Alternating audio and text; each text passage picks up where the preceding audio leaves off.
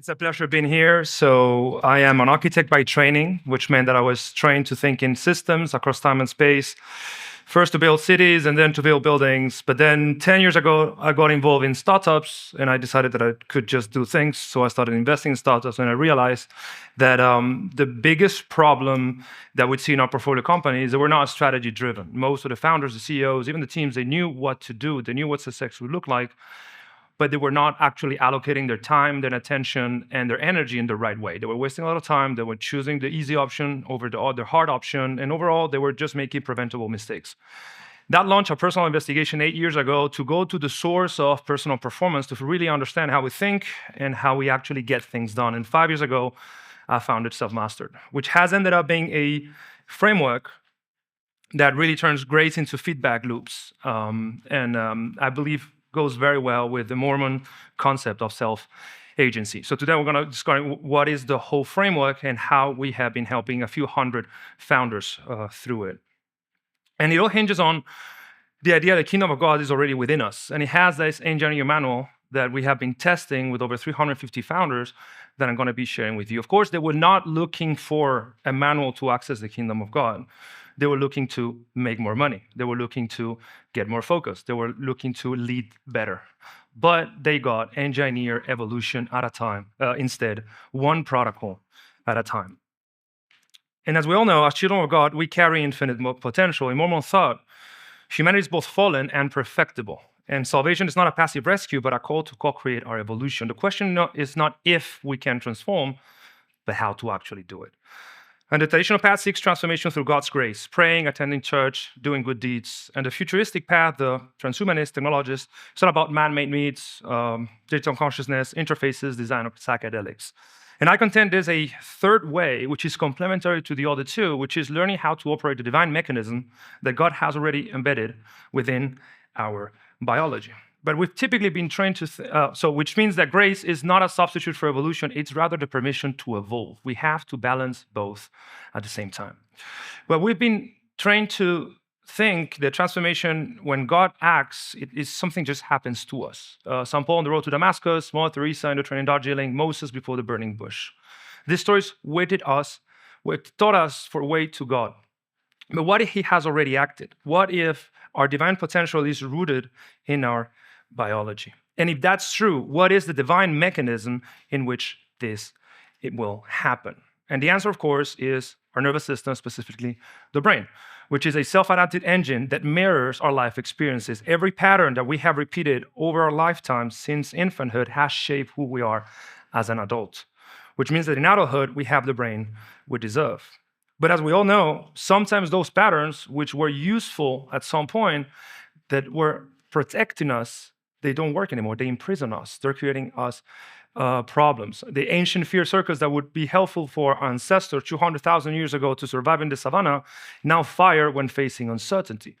If I had not rehearsed this talk 25 times in the past 4 days, they will be firing right now talking to you, right? And then childhood defenses that shape our adult sabotage. So of course we have a brain, but that brain is mismatched with the journey we're on.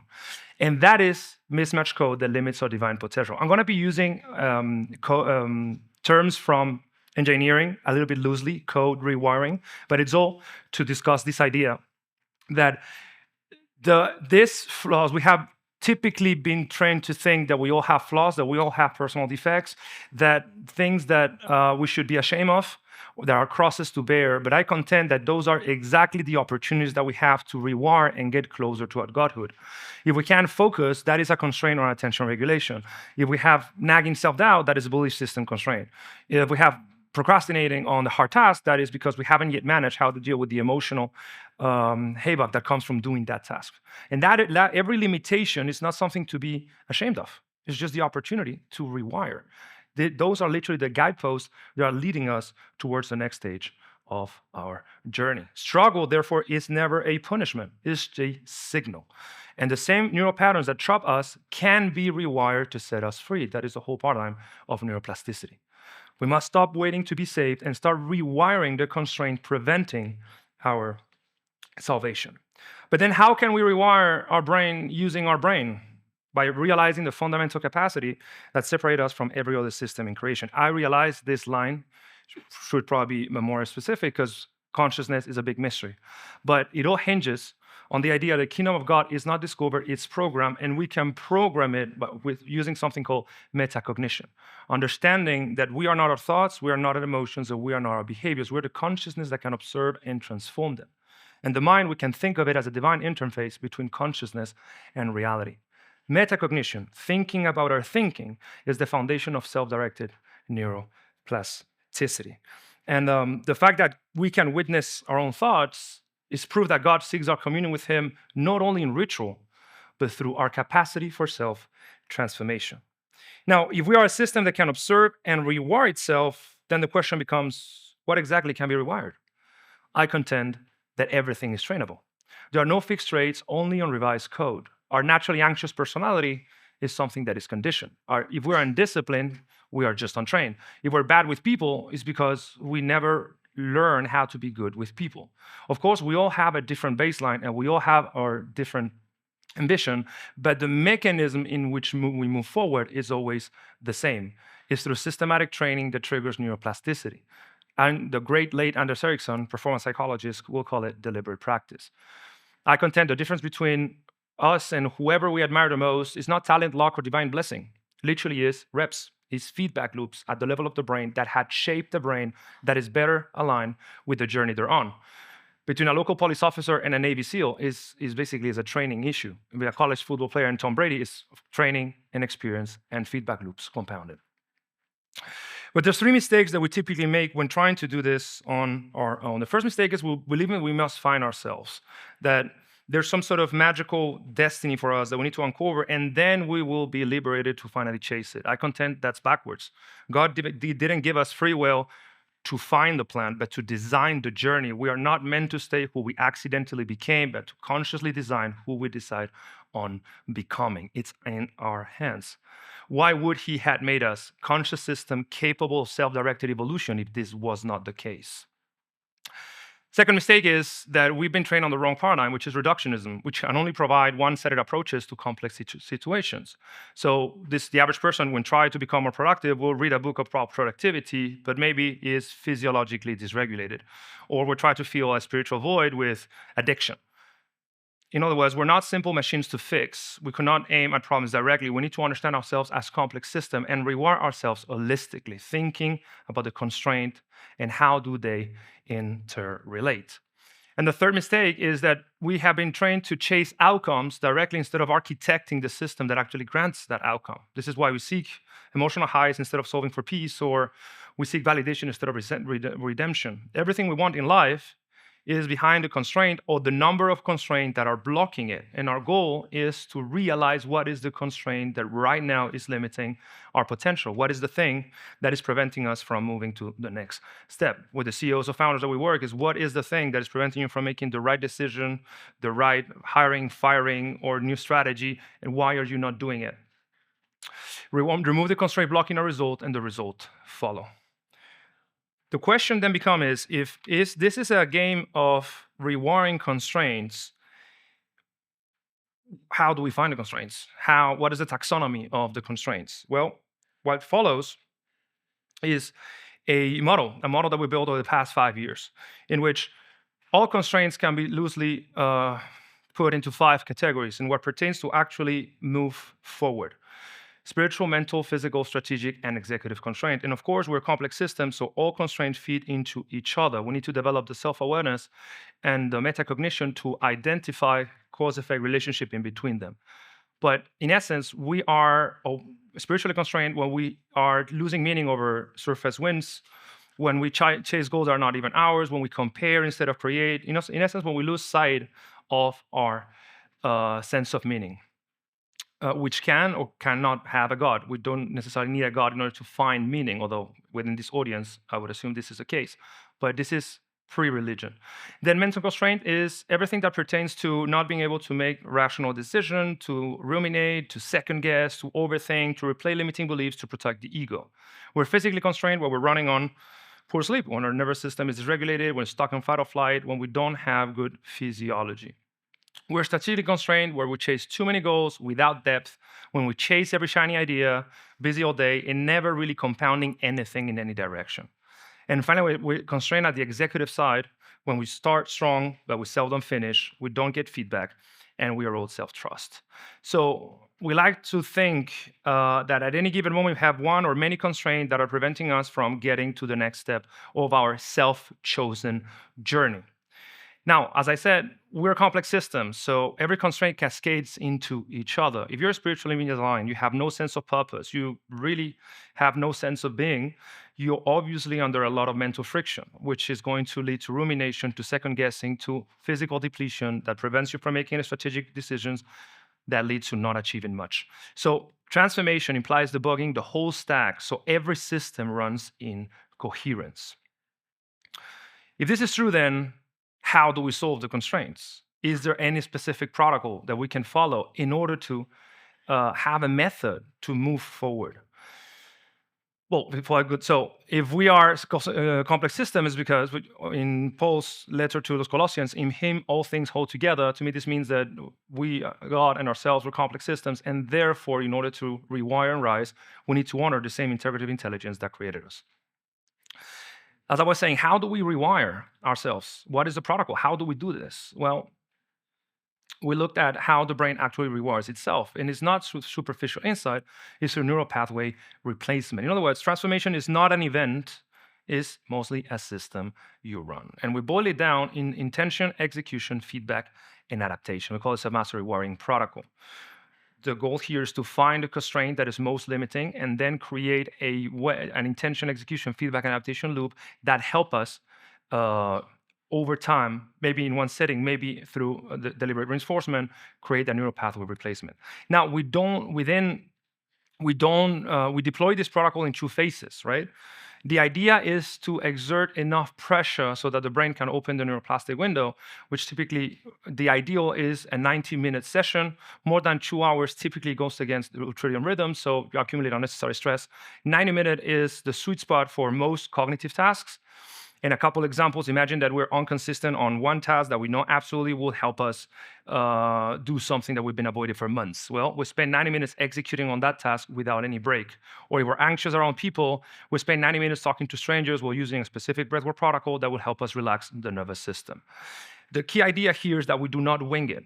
We follow a protocol, a step-by-step system that we can get from someone else, that we can get help from. We can work with professionals, or we can just get it from someone else. Back to the example of anxious around people, there's a zillion books on communication and on social skills, and we can create a simple protocol, boil it down to a checklist, a step-by-step series of cause-effect relationship that we can do within those 90 minutes that is going to, over time, help us train that skill and rewire that neural pattern. That does two things. One is that it actually yields a specific outcome. If we're not winging it, if we're actually doing something that we know works or should work, it actually delivers a result. And it also helps overcome the emotional resistance that opens the neuroplastic window. If we get carried away by the resistance that is a sign that neuroplasticity is happening, then, and we don't close the loop, nothing is going to change. The beautiful side of this is that we don't try to change, we don't hope for change, we engineer change. Doesn't mean that we get it right the first time, it means that we always get it right over the long term. But it has to follow some sort of protocol. And that is step number one. Step number two is actually logging the results, which is a very strategic type of journaling that we teach our guys, which is in essence, further training the ability to metacognate about what happened.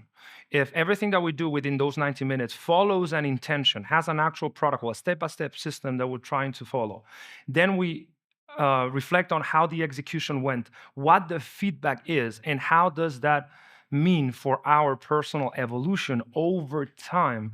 We start training that metacognition and our ability to withstand that emotional resistance that help us over time get very good at finding and toppling the constraints. As I said, we all have different baselines and we all have different ambitions, but this combination of intentional self-rewiring and conscientious self-analysis is how we transcend our humanness, exactly as God intended. In my view, in my take, is that the most sacred ritual is not ayahuasca or microdosing or holotropic breathing. It's a 90-minute window of facing something you'd rather not face that is actually important for your personal evolution. And now let me show you how does this look like in real life, right? We've worked with a few hundred guys. But this is one of the case studies that are closest to my heart because it's one right at the beginning. His German is called Yannick Hom. He was a German entrepreneur. He probably is still German. He for sure is still in business. And he basically came to us because he is a very smart guy, working a lot, very German in his way of thinking. So every KPI was tracked, every single thing on the personal side and on the business side. But the old playbook didn't work anymore. His business just the conditions had changed. He had a massive cash flow problems. He had putting money in from his savings. He was doubting every move, working 16 hours a day and still stuck. And he was crazy enough to actually trust me. He said, dude, let's just run this evaluation and see exactly what is not working. Turns out a lot of things were not working. But the number one bottleneck or constraint that we found was that he was so stressed out, nervous system so dysregulated that he was not sleeping at all. Because again, he was German, he was tracking every KPI. His REM sleep was nowhere to be seen.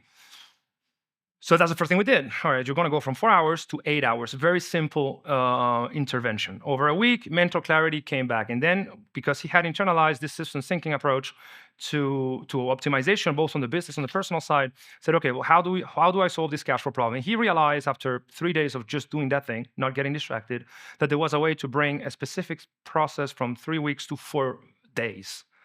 That solved the problem. So after many months, he had a solution. That has skyrocketed his self-belief and his self-efficacy so much that on a random Sunday, I don't recommend you guys do this, he just went for to do something he had always wanted to do, but never thought he was actually going to be able to muster the courage to train for that. So he didn't train. He just went for it. He ran a marathon on a random Sunday. The good news is that he actually finished the marathon within 5 hours, which is impressive with no training. The bad news is that when he got home, his family had already called the police because it was very highly unusual for such a German guy to just be gone 5 hours without telling anyone. So it was this weird story, but it was very fun because it gets better. The revenue in that specific business over the next 3 months with these new changes and stuff, it went up very quickly. But in the next 4 years, from 2022 to 2025, he scaled the business to 7 figures, sold it, then 7 figures, over $1 million. Second business with a different niche, with a different partner, also to 7 figures in 2 years, and then third business in 7 years. All while running marathons, getting married, buying a house, and becoming a father. He's the same guy, he's the same potential, same IQ, same capacity for hard work. The only thing that changed is he had a systematic understanding of how to rewire his own limitations. And instead of blaming himself for not knowing what to do, he just literally looked at one problem at a time, think systematically, and reward it all. In his own words, everything has leveled up since I lived the submaster lifestyle. It's nothing else than just applying the framework that I'm just sharing.